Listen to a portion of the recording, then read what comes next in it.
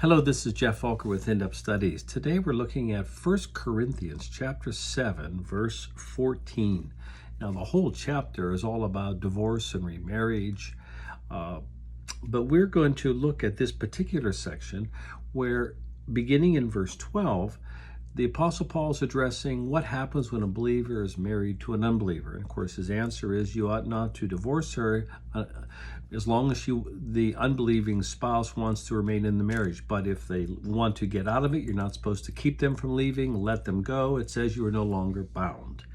But in the midst of that, verse 14 says this: "For the unbelieving husband has been sanctified through his wife, and the unbelieving wife has been sanctified through her believing husband. Otherwise, your children would be unclean, but as it is, they are holy."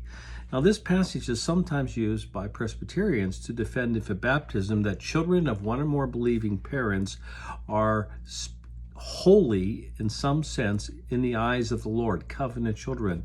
But I don't think this has anything to do with that.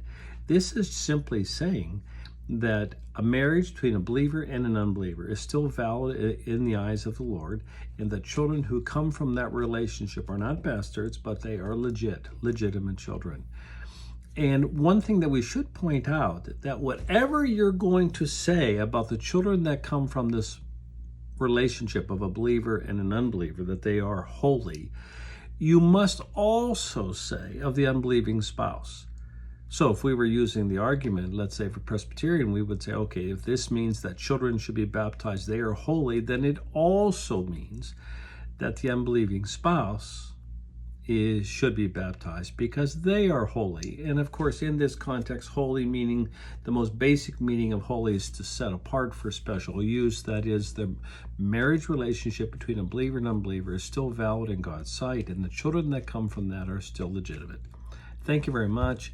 And if you want to see more of Geoff's thoughts, you can go to youtube.com, and there you can subscribe to them. Thanks so much. Bye-bye.